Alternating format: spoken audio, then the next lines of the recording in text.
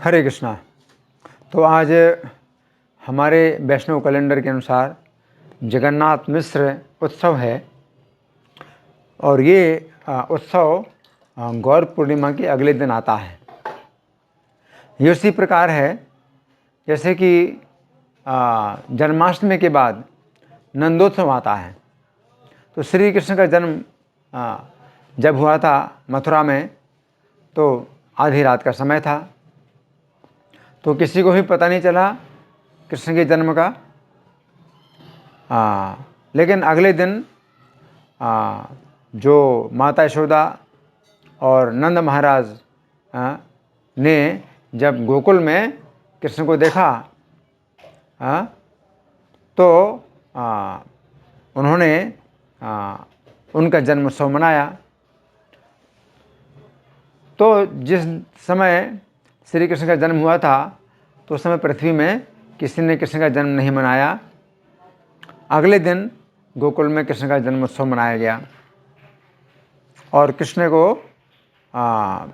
चोरी चोरी गुप्त रूप से वसुदेव जी मथुरा से गोकुल में लाए थे और माता यशोदा की शैया में सुला दिया था। तो कुछ इसी प्रकार की घटना श्री चैतन्य के जन्म की भी है कि श्री चैतन्य का जब जन्म हुआ था गौर पूर्णिमा के दिन तो चंद्र ग्रहण था और संध्या का समय था। तो उस समय सची देवी और जगन्नाथ मिश्र इतने आनंद में भरे हुए थे कि वे कुछ भी नहीं कर पाए और चंद्र ग्रहण के कारण लोग बहुत गंगा में स्नान करने जा रहे थे।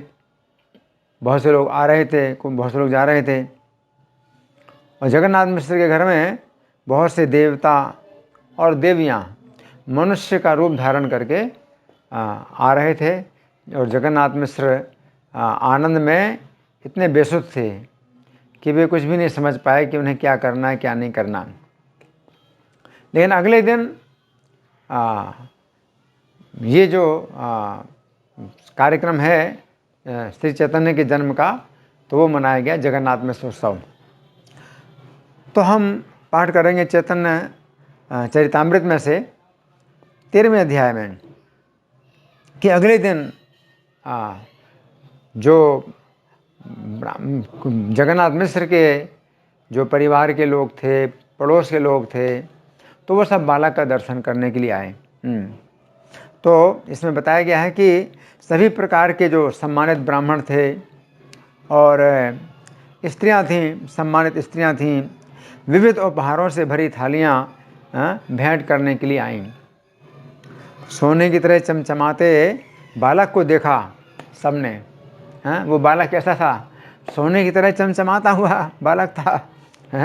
उस बालक को देख करके सबने अत्यंत प्रसन्नता का अनुभव करते हुए आशीर्वाद दिए, अनेक प्रकार के आशीर्वाद दिए।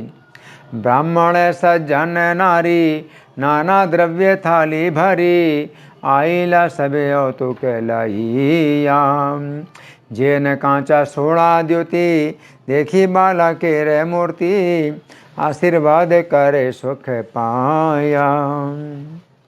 फिर समस्त देवताओं की स्त्रियां जिनमें ब्रह्मा जी की स्त्री हैं और शिव जी की स्त्री और नरसिंह देव भगवान और राजा इंद्र, ऋषि वशिष्ठ, इन सब की पत्नियां और स्वर्ग की अप्सराएं रंभा भी आईं। ब्राह्मणियों का वेश धारण करके नाना प्रकार के उपहार लेकर के वहाँ आईं। सावित्री गौरी सरस्वती सची रंभा अरुंधति आरे जत देव नारी गण नाना द्रव्य पात्र भरी ब्राह्मणी रे वेश धरी आशीष बेकरे दर्शन। तो यहाँ पर बताया गया है सरस्वती तो ब्रह्मा जी की पत्नी है, गौरी नहीं क्षमा करना, सावित्री ब्रह्मा जी की पत्नी है, गौरी शिव जी की पत्नी है और सरस्वती तो इनको भी ब्रह्मा जी की पत्नी कहा जाता है, और शची इंद्र की पत्नी है, रंभा ये स्वर्ग की अप्सरा हैं, और अरुंधति वशिष्ठ की पत्नी हैं। ये सब जो है दिव्य नारियां हैं। तो ये सब जो है बालक निमाई के जन्म के अवसर पर जगन्नाथ मिश्र के घर में आई और अनेक प्रकार के उपहार लेकर के आई और सभी बालक का दर्शन कर रहे हैं। फिर जो बाहर अंतरिक्ष में सारे देवता, गंधर्व लोक के निवासी, सिद्ध लोक के निवासी, चारण लोक के निवासी स्तुति कर रहे हैं और गीत गाकर, ढोल बजाकर नृत्य कर रहे हैं। ये कहाँ है? आकाश में। आकाश में नृत्य कर रहे हैं, ढोल बजा रहे हैं, गीत गा रहे हैं। इस प्रकार नवद्वीप नगर में सारे पेशेवर नर्तक, गायक और भाट एकत्र होकर अत्यंत प्रसन्नता के मारे नाचने लगे। अंतरिक्ष देव गण गंधर्व सिद्ध चारण स्तुति नृत्य करे वाद्य गीता नर्तक वादक भाट नवदीप जार नाट सब आसे नाचे पैया प्रीत। कोई ये नहीं समझ पा रहा था कि कौन आ रहा है, कौन जा रहा है, कौन नाच रहा है, कौन गा रहा है। कोई एक दूसरे की भाषा तक नहीं समझ पा रहा था, किंतु हुआ ये कि सारा दुख और शोक तुरंत दूर हो गया और सारे लोग प्रसन्न हो उठे। इस तरह जगन्नाथ मिश्र भी आनंद से अभिभूत हो गए। केबा आसे केबा जाए, केबा नाचे केबा गाए, संभालिते नारे कार बोला, खंडी लेके दुख शोक प्रमोद पूरित लोक, मिश्र हिला आनंदे बिहवाला। और चंद्रशेखर आचार्य और श्रीवास ठाकुर दोनों जगन्नाथ मिश्र के घर में आए और उन्होंने बालक का दर्शन किया। धार्मिक नियमों के अनुसार उन्होंने जन्म के सारे अनुष्ठान संपन्न कराए और जगन्नाथ मिश्र ने भी तरह तरह के दान दिए। आचार्य रत्न श्रीवास जगन्नाथ मिश्र पास, आसी तारे करे सावधान, कराए ले जाते कर्म जे आछेल विधि धर्म, तबे मिश्र करे नाना दान।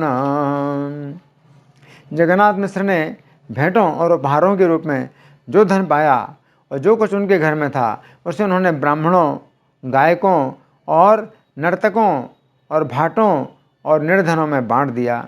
उन्होंने दान में धन देकर उन सबका सम्मान किया। तो भगवान के पिता कोई सामान्य व्यक्ति नहीं हो सकते हैं। भगवान के पिता कितने उदार हैं। जो दान में आए वो भी दान में दे दिया और जो अपने घर में जो पड़ा था धन उसको भी दान में दे दिया। जो तो के पाई ले जाते घरे में आछी ले कते, सब धन विप्र दिला दान, जत नर्तक गायन भाट आकिंचन जन, धन दिया कैला सबार मान।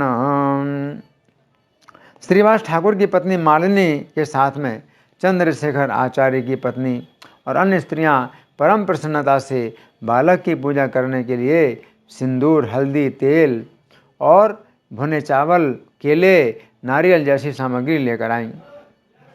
श्रीवासे रे ब्राह्मणी नाम तार मालिनी, आचार्य रत्ने रे पत्नी संगे, सिंदूर हरिद्रा तैल खई काला नारी केल, दिया पूजे नारी गण रंगे। फिर चैतन्य महाप्रभु के जन्म के अगले दिन अद्वैताचार्य की पत्नी सीता देवी, जो जगत भर के लिए पूज्य हैं, अपने पति से आज्ञा लेकर अपने साथ तरह तरह की भेंटें उपहार लेकर उस सर्वश्रेष्ठ बालक को देखने के लिए आईं। तो कहाँ से आईं? शांतिपुर से आईं। अद्वैत आचार्य भार्या जगत पूजिता आर्या, नाम तार सीता ठाकुरानी, आचार्य रे आज्ञा पाइया गेले उपहार लैया, देखते बालक कैसे रोमानी। वे अपने साथ अनेक प्रकार के सोने के आभूषण लाई थीं, जिनमें हाथ के कंगन थे, बाजूबंद थे, हार थे, पाँव की पायल थी। तो बालक के लिए ये अनेक प्रकार के जो आभूषण हैं वो लेकर के आई। सुवर्णेर काड़ी बैली राजा ते मुद्रा पाशोली, सुवर्णेर अंगद कंकान, दो बाहु ते दिव्य शंक, राजा तेरे माले बंक, स्वर्ण मुद्रा नाना हार गान। हाँ, और सीता ठाकुरानी क्या लाई? सोने में जड़ा हुआ बघ नखा लाई, यानी बाघ का नाखून सोने में जड़ करके लाएं। क्यों? बच्चे को धारण कराएं जिससे बच्चे को नज़र ना लगे। रेशमी कमरबंध लेके आई, हाथों और पाँवों के आभूषण लेके आई, सुंदर छपी रेशमी साड़ियाँ लाईं। किसके लिए लाईं? बालक की माता सची देवी के लिए। रेशम की ही बनी बच्चे की पोशाक भी लाईं। तो रेशम की साड़ी माता के लिए और उसी रेशम से जो है बच्चे के लिए भी जो पोशाक है वो भी लेके आई। साथ ही सोने चांदी के सिक्कों समेत अन्य बहुत सा सामान बालक को उन्होंने न्योछावर किया। व्याघ्र नख हे में जाड़ी, कटी पट्टे सूत्र डोरी, हस्ते पदेर जत आभरण, चित्रवर्ण पट्टे साड़ी, बुनी फोतो पट्टे पाड़ी, स्वर्ण रौप्य मुद्रा बहुधान। और सीता ठाकुरानी कैसे आई? शांतिपुर से नवद्वीप में कैसे आई? पर्दे से ढकी पालकी में चढ़ करके आई। सम्मानित जो स्त्रियां हैं तो वे पैदल नहीं चलती हैं, वे पालकी में बैठ करके आई, और वो भी पर्दे से ढकी है पालकी, और दासियों को साथ लेकर के जगन्नाथ मिश्र के घर आई। तो उनकी बहुत सी दासियां भी हैं। वे अपने साथ अनेक मंगल की वस्तुएं लाईं, जैसे दूर्वा है, धान है, गोरोचन है, हल्दी है, कुमकुम है, चंदन है, ये सब लाईं। और सारी भेंटें एक बड़ी पिटारी में भरी हुई थीं। दूर्वा धान ने गोरोचन है, हरिद्रा कुमकुम में चंदन है, मंगल द्रव्य पात्र भारिया, वस्त्र गुप्त दोला चाड़ी, संगे लैया दासी चेड़ी, वस्त्रालंकार पेटारी भारिया। जब सीता ठाकुरानी अपने साथ अनेक भोजन की वस्तुएं लाईं, वस्त्र लाईं, अन्य उपहार लेकर के सची देवी के घर आईं, तो वे नवजात शिशु को देख करके चकित हुईं। उन्हें लगा कि ये शिशु साक्षात गोकुल का कृष्ण है, केवल रंग का अंतर है। तो गोकुल के कृष्ण का रंग कैसा है? मेघ के समान श्यामल है। और ये जो बालक है सची माता का, तो ये बालक कैसा है? सोने के समान जो है चमकीला है। भक्ष्य भोज्य उपहार, संगे लयल बहु भार, सची ग्रह हैला उपनीत, देखिया बालक ठाम साक्षात गोकुल कान, वर्ण मात्र देखी विपरीत। सची माता ने, क्षमा करें, सीता ठाकुरानी ने क्या देखा कि बालक का जो है शारीरिक तेज बहुत दिव्य है, और बालक के शरीर में सभी प्रकार के शुभ लक्षण हैं, और अंग सुगठित हैं, और सोने जैसा पूरा शरीर है। तो सीता ठाकुरानी बहुत प्रसन्न हुई, और मातृ स्नेह के कारण उन्हें लगा कि उनका हृदय द्रवित हो उठा है। सर्व अंग सुनिर्माण सुवर्ण प्रतिपा भान, सर्व अंग सुलक्षण माय, बालकेर दिव्य ज्योति देखे पायल बहु प्रीति, वात्सल्य ते द्रविल हृदय।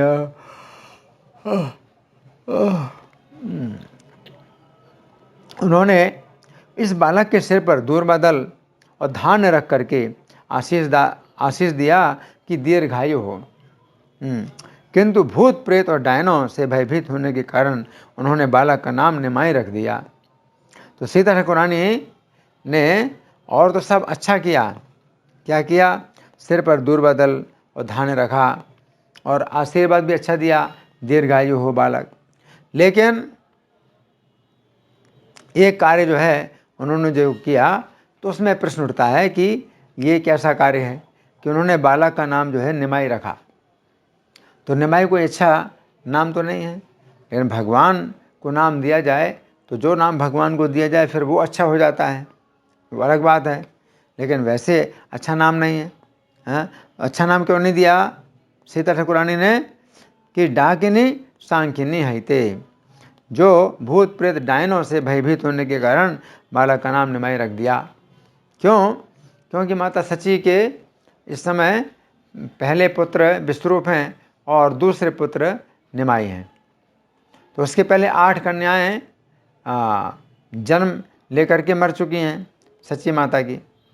तो सीता ठाकुरानी बहुत भयभीत हैं कि जैसे 8 कन्याएं मर चुकी सच्ची माता की, तो कहीं इस बालक को भी कुछ ना हो जाए। तो बालक की रक्षा के लिए नाम क्या रखा? निमाई, है ना। तो ये भी उनका प्रेम का लक्षण है।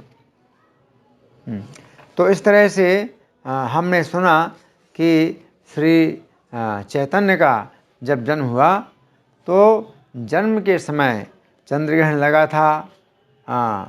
तो जगन्नाथ मिश्र बालक का जन्म उत्सव नहीं मना पाए, लेकिन हाँ, बहुत से देवता और देवियाँ मनुष्य के रूप धारण करके आए थे स्वर्ग से, और जगन्नाथ मिश्र तो जानते भी नहीं थे कौन लोग हैं और कितने लोग आ रहे हैं, कितने लोग जा रहे हैं।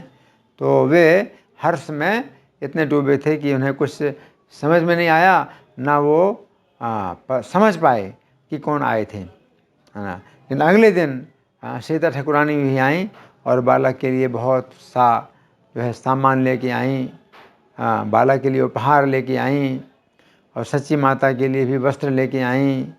तो बहुत कुछ जो है ये सब कार्यक्रम मनाया गया।